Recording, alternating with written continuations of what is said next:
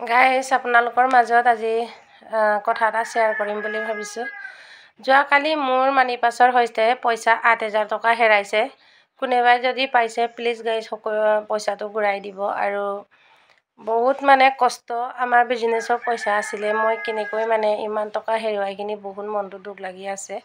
আৰু আমি চাকৰি নকৰা মানুহ, কষ্টত বহুত ইনকাম কৰা পইচা, সকলোৱে পইচা কষ্টতে ইনকাম কৰে, তথাপিও পইচাটো মোৰ হাতৰ পৰাই হেৰালে। ৰিক্সাৰ ওপৰত থৈছিলোঁ, মই কেনেকৈ পইচাটো পৰিলে মই গম নাপালোঁ।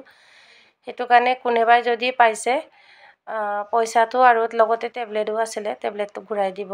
আৰু পইচাটো নুঘূৰালেও মোক টেবলেটটো ঘূৰাই দিব। এইটো বেমাৰ হোৱাৰ কাৰণে টেবলেটটো খাই আছিলোঁ।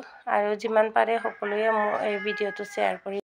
আচলতে পইচাটো ৮,০০০তকৈ বেছিও হ'ব পাৰে, কমো হ'ব পাৰে। মই পইচাটো ভালকৈ হিচাপো নকৰিলোঁ, কিন্তু মোৰ ভাৱনা মতে পইচাটো ৮,০০০ কম বেছে হয়। আৰু কিন্তু পইচাটো যদি কোনোবাই পাইছে পইচাটো প্লিজ গাইজ ঘূৰাই দিব। মোৰ দোকান আছে কাৰী চুকত, আৰু মই বহুত বস্তু পাইছোঁ আগতে, কিন্তু মই মোবাইলত এনেকৈ ভিডিঅ' দি কিনে মই লোকৰ বস্তুখিনি ঘূৰাই দিছোঁ। আৰু মোৰ পইচাখিনিও ঘূৰাই দিব বুলি আশা ৰাখিলোঁ।